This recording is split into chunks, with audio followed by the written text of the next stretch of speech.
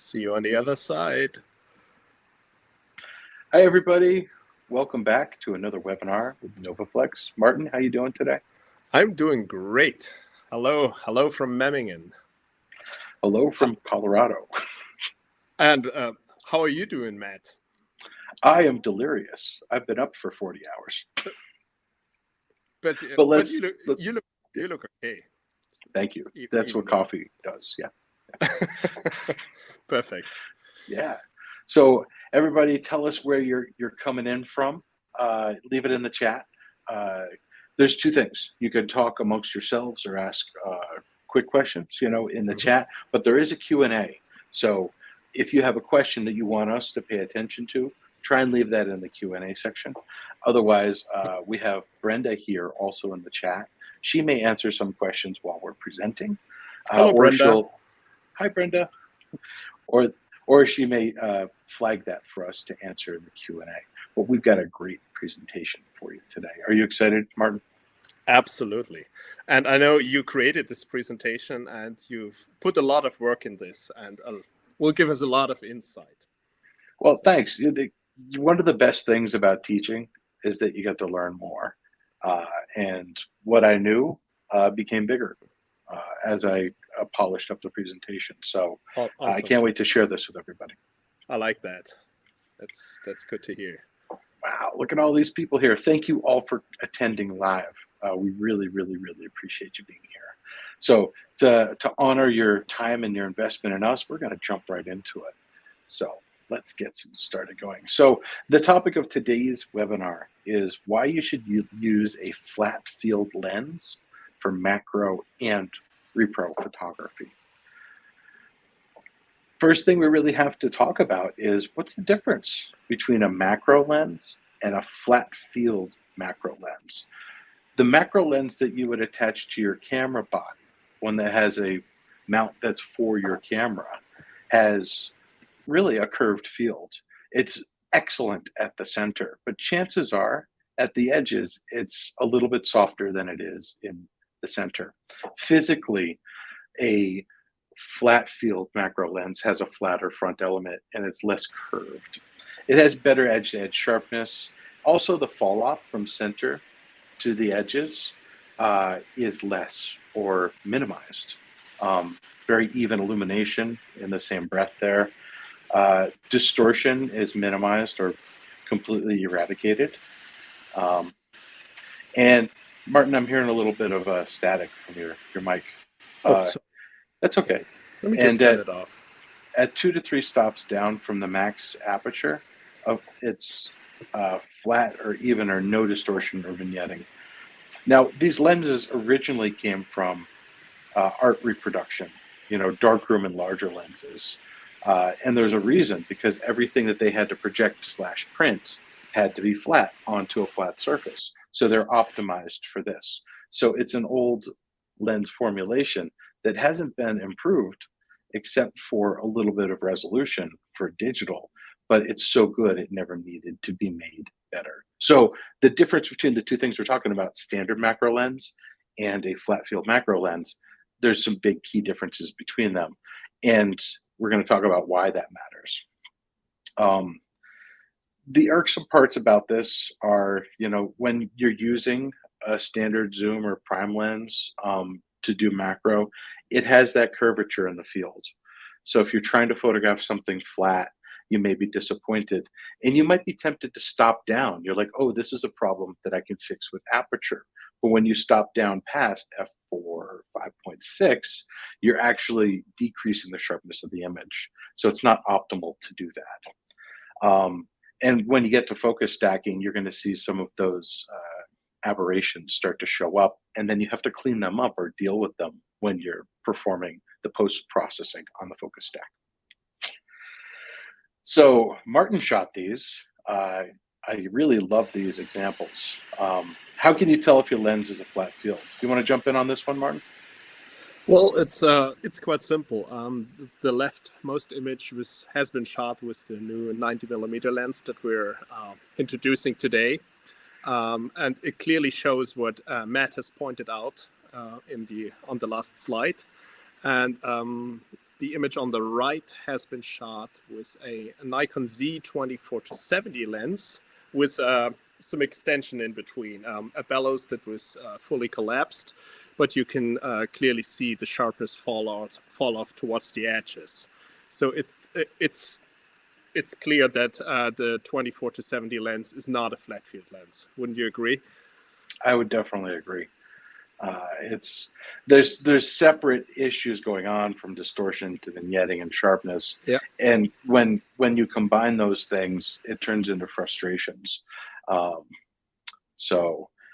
Looks like we lost Martin. We're going to continue forward. He'll be back in a moment. Here's another example that I shot with this 90mm lens. You can see in the center, everything looks really sharp. But once you get out to the edges, this is not with the 90mm, by the way. This is with my standard macro lens. It starts to get a little bit distorted. That's where the stretching of the image happens. And we'll talk about chromatic aberration next. That's also happening. But the center of the lens is typically sharp and the edges less sharp. And your results may vary depending on the lens that you have. Next up, we want to talk about chromatic aberration. This lens that we're talking about, the 90mm pyrite, is an apochromatic lens. What that means is that as you send light through an optic, the light gets refracted through the glass. And the lens designers optimize this. Welcome back, partner. They optimize this so that the colors stay together with an apo-corrected lens. But with some other lenses, you'll notice that they sort of spread out. You'll see this in the top diagram there. I'll even draw a little bit here. You see where the red, green, and blue they sort of come apart. That's chromatic aberration. The apo-corrected lens makes the red, green, and blue all fall in the same place. So it happens at areas of high contrast. That's usually a sharp transition from white to black. You'll see it show up there. It's the easiest place to see it. You also get a loss of sharpness because of that. And you'll have some other issues. But let's take a look at what, oh, we got a little close up here. That's nice. I didn't need to draw on the lens. So this is on the left, the aberration, on the right, the correction. This is what it looks like. With a 50mm 1.4, a nifty 50 Nikon lens, you can see as it gets out of focus, you're going to start to see the colors separate. And I think I got a closer look here. This is one of those issues where when you start focus stacking, you're like, why doesn't it look like I expect it to? And it's often because of chromatic aberration. And it's one of those things that frustrates at the beginning. And when you get serious about macro photography, you're like, how can I reduce the things that frustrate me? And chromatic aberration is one of those. And you'll see it happen, especially you could see it happening like right in here. I'm using the black color to draw. That doesn't work. You can see it in here. You can see it in here. You can see all these colors start to come in here. That's the issue that we're trying to avoid by using an apochromatic lens. So the solution, as Martin said, as we're introducing today, is Schneider makes a lens called the Pyrite. It's a 90mm f4.5 apo lens. And NOVOFLEX is offering it in 2 mounts. So it comes with, let's start from the front. It comes with a lens shade on the front, so you can minimize all of the, you can reduce or eliminate any contrast issues from stray light coming in the front of the lens. We already talked about what apochromatic is, so it's also corrected for digital sensors so that it is the proper resolution for modern digital sensors. It goes from f4.5 to f32. I think you said before, Martin, that it can get to 64. Exactly. Yeah. You can stop down as far as f64. Yes. Yeah. I don't know if we can see this here. Oops. I think so. Yeah. So it's also the previous version of this had clicks on the f-stops.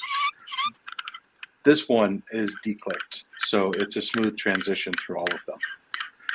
I can hear you threading that. so if you put this on a bellows, and we'll talk about that, you can focus from infinity to 1-to-1 with the bellows, and that's a delight to use. If you wanted to put a filter thread on there, it's 37 with a thread pitch of 0.75, and it's German engineered and manufactured, so you know you're getting quality. So this right here, the Flex Pyrite, is the one that fits on the BAL-F bellows, correct? Exactly. Let me guys show you this. Here, so let me switch over to Martin's camera. It comes pre-assembled, pre-mounted on the necessary lens board. So you just add it in here, and since this is a universal bellows, it accepts all kinds of lens, all kinds of camera adapters for all types of cameras, from micro four thirds all the way up to 35mm cameras, like the Sonys, the Leicas, and the Nikons out there. So that version fits the 35mm sensors. There's another version that fits on the larger bellows that NOVOFLEX offers. In that the lens is exactly the same. The lens hood is the same. It's the mount that the lens is put into so that it fits into the larger bellows. Exactly. And it has this exactly same focus range from infinity to 1-to-1. And it comes on a recessed mount because the BALPRO bellows has a longer extension, and when fully compressed is thicker naturally. And in order to reach infinity, we need this recessed mount. And the BALPRO has two different versions. One where the two standards are plano parallel to each other. Exactly. And one where you can have some camera movements, right? Exact. The BALPRO 1, that's the one I have here sitting on my Repro column, my copy stand. And then there's the BALPRO TS, where you can tilt and shift, which you can use to adjust focus in your final image. And then, of course, we have the Castel Pro, the attachment that directly attaches to our Castel Micro stepping motor driven rail, which also accepts all the Pro adapters. Pretty extraordinary. Now, you said Repro, and Gino asked us a question: what is Repro photography? Let me jump in on that one. Sure. Repro is short for reproduction. So that simply means that somebody has usually a document. It could be art. It could have some dimension or depth to it, but more often than not, it's a two-dimensional object. And all you're doing is reproducing it faithfully. So Repro is short for reproduction. Photographing prints, books, slides, film, things that are archives, so that people can either enjoy them or share them or reproduce them. Exactly. Yep. All right. So we've got this same lens in two different lens mounts, and we're starting to learn why it's valuable. If you wanted to get beyond 1-to-1, you could connect two of the bellows together to achieve a greater magnification. Now, of course, you need to leave your shutter open longer or raise your ISO, because the inverse square law, you're going to be losing light the further away the lens is from the body, but that's not a big deal if you have a super tripod, or if you're on a copy stand. So speaking of copy stands, so if you have a macro lens, why would you consider getting an Apo macro repro lens? Well, if you're shooting something that's flat field, that's it. This would be optimized for it. If you're shooting a lot of negatives or slides, you might want to strongly consider this. If you're doing some really important macro stacking, you're going to find that the lack of chromatic aberration in the flat field will help you achieve a much better post-process focus stack. This 90mm focal length is also ideal for lighting lighting objects because you're further away from the subject. So you have room. Let's say if I was focusing on this, there's enough room for me to light that artfully also because it's not so close to the subject. The infinity issue, so if you can mount this lens on the bellows, you can shoot from infinity to 1:1, is also very nice. It has a very small filter thread if you're going to be adding any sort of filtration to this. Some people in Repro use heavy polarization. They polarize the lights and they polarize the lens to reduce surface reflections, which is a big deal. And also, the aperture adjustments are on the front and easy to find. And you can also rotate the pins on the bellows and turn the lens to wherever you have this mounted, whatever direction it's in, you can rotate the lens so you can see those apertures faithfully and adjust them. So those are the things I enjoy about it. If you get a lens and a bellows for macro, I just want to say it's future-proof, you know? If you switch camera models, no big deal. You just get a different rear adapter. And it works with all of the things you see here and all of the things that will be invented in the future because, you know, NOVOFLEX is going to make an adapter to fit to that camera body because they're interested in pros and serious pursuers of fine art. Sorry, when I said serious, my computer just thought I was addressing somebody else with a... No need to apologize. Okay, see, there we go. So anyway, so Canon, Fuji, Leica, the MFT, Micro Four Thirds, Nikon, Pentax, Sony Alpha, Sony E, all of these. And if you wanted to use a retro reversing adapter with one of your existing lenses, you could do it. Same goes for the other bellows that we talked about before. You can see them on screen here. You've got the standard BALPRO 1, and then you have the more view camera-like tilt shift Casbell Pro. So the TS and the Casbell Pro. So if you needed to add some movements into that, and that might be a dying art, but it shouldn't be an art that goes away because it's extremely useful for maximizing your depth of field or creating effects, artful effects, when you want to faithfully reduce things. Look up the Scheimpflug effect and learn how to do it. It's a lot of fun. So when you're working with larger sensors, like the Phase 1 here, and we got Fujifilm GFX, you know, this is where the rubber starts to meet the road in a really big way. When you want, you have a sensor of that extreme capability of recording, you need a lens that matches that. And when you make this beautiful macro stack at that resolution, you need something that's going to help get your money's worth out of it. So this would be the way to go. And I think we can you just go back one slide? Yeah. Yep. Brett asks, does this lens cover 645 format? Of course it does. The image circle is a full 90 millimeters across. So it not only has 90 millimeter focal length, but the image circle is a full 90 millimeters across. So you have more than enough covering power to use this lens with all kinds of sensor sizes and film sizes. Nice. Yep. All right. So also so this lens is obviously created for flat field, for macro, that's serious for stacking and for reproduction work, for repro work. But can you use it for other things? Yes, you certainly can. This is a behind the scenes shot of me using this in the wild overseas. I was over in Denmark and I was photographing sunflowers, and I was lucky enough while using the new Castel M to have a bee come into the scene.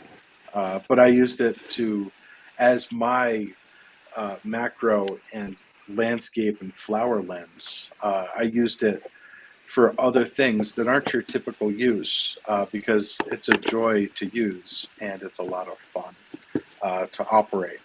Of course, it's not autofocus, but not everything needs to be autofocus.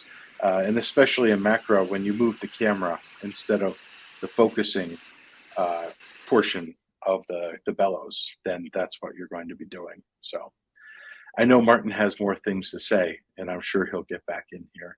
Something to do with the internet there. So I just want to put it out there that when you have this, you'll be tempted to use it for other things. And it's actually a really wonderful portrait lens too. It's got an incredible bokeh to it. And you can see that from the shot with the B here. And most importantly, welcome back, is that this is sorry, part of a system. lousy internet connection today. That's all right. It's good. We're coming in, almost coming in for a landing here. We're making our final points here. So if you own any other NOVOFLEX gear, this is part of a system. What does that mean? Well, let's say you're looking at the BAL-F auto bellows or bellows, and you can get an auto bellows version of that does auto aperture with other lenses. You don't need that with this lens. The bases on those are ARCA compatible. They also have 1/4-20 and 3/8 threads on them. And I add a focusing rail to this immediately, and you'll see that here in this BTS shot. This is the Cast LM, and you rotate that back dial. We've talked about this in previous webinars to do focus stacking, but that quick release to focus back and forth is what I used to grab focus of the bee very quickly. So I unlatched it and moved the camera forward until I got the bee's eyes in focus. Bang, bang, bang, bang, grab some shots, you know, and then I moved it again when he moved. So once you put a focusing rail on that, because everything's compatible and interchangeable, you're going to have a great time. If you wanted to do some really serious focus stacking, the Cast LM is absolutely wonderful, but there's also the electromechanical version of that, the Cast L Micro, where you have a little computer controller and you can go all the way down to microscopy. It's that accurate. Mm-hmm. So, yeah, I can't say enough. The more I build my system, the more I believe in the system. And everybody who's heard me talk about this before, they know that I'm a real fan of it because it just makes sense. That's the beginning and the end of it. So, anything you'd like to add, Martin? Well, nothing more than thank you for running this presentation, and let me add some comments to your remarks. Okay. Do you want to demonstrate? Yes, why not? Let me just quickly show you guys how this system looks like. We've got one quick question. Sure. Matt, did you catch this question about a BALPRO TS with a Nikon F mount? No, I didn't look at questions yet. Mr. Do you want? Maybe we want to answer that one while we're getting ready for the demo. Okay. I will read it and Martin can address it. Hi, William asks, hello folks, I have a BALPRO tilt shift bellows with a Nikon F mount adapters for my Nikon DSLR 850 and F mount lenses. What adapter should I purchase for your lens to continue using my D850? So if you already have the BALPRO TS and the adapter for your Nikon D850, you certainly don't need new adapters on the camera end. So all you have to purchase is the PRO-PYRITE90 because it already comes pre-mounted on the necessary lens port. That's all you need. Okay. His follow-up to that was also, is this lens different than the NOVOFLEX Schneider Kreuznach 45-90 millimeter for Casball TS, the Uni Apo Digi 90? Well, it's certainly it's a different Schneider lens. It's not the Apo Digi anymore that we used to sell up to this point. So that's the reason for this webinar. This lens, the Pyrite 4590, used to be called Apo Component when before Schneider renamed it. So it's kind of a different lens design, but nevertheless, in terms of quality, both lenses are on par. Excellent. Now, if I remember right, the main difference as far as functionality is the detents for the f-stops. That's right. That's correct. Okay. Yes. So the Componon had detents for the f-stops. The Pyrite does not, but can be locked in any position. Yeah, it's declicked and can locked in any position, and it can stop down as far as F64. Thank you. Wonderful. Okay. Hey, Right Robert. Right now, I don't see anything else in the Q&A. So if you wanted to proceed with your physical demo, please. Yeah, sure. It's just a quick demo. I'm using this setup here. It's a BALPRO 1 with the 90mm lens attached, and I've attached a Nikon C6 in the back, and we just claimed that this lens can focus to 1:1 and infinity. So all I will do is attach it to my copy stand, and we'll do a 1:1 shot because it reaches 1:1 with full bellows extension. And after that, I'll just point it out of the window to show you guys that you can focus all the way to infinity with this lens. Okay. Awesome. So let me just quickly attach this to my copy stand. I'll also say hello to Robert. Robert said hello to us in the comments. It's Robert Thompson, right? Yeah, that's Robert. All right. Okay, so I think you guys can see this. My dirty slide here, my slide holder. Yes. To full extension. Yep. And now let's refocus a little. So, yeah. So, exactly. So that's a 35mm slide. Yeah. No, we're on 1:1. I think I should certainly get some air to brush away this dust. Okay, and if we just detach it, oops.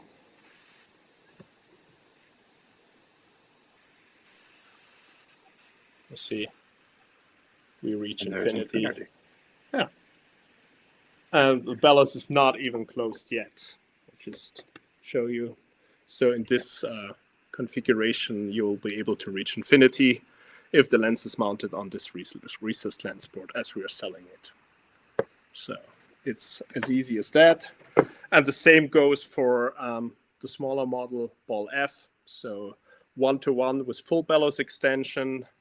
And in this configuration, when fully collapsed, you'll be able to reach infinity with the BAL-F as well. So, awesome. Yeah. That's pretty much it. Any more questions? Sure. We had another one from the good doctor. How about I have used? Oh, here we go.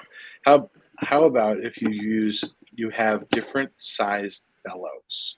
You surely wouldn't buy two lenses. Right? Absolutely not. All you have to purchase is the other adapter. So if you have the small bellows and bought the small model of the lens with the small adapter, you just have to purchase the big adapter and the other way around.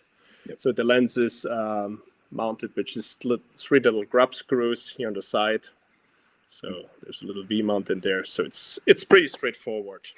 And the lens is comes with the necessary Allen key to attach the lens to the lens port.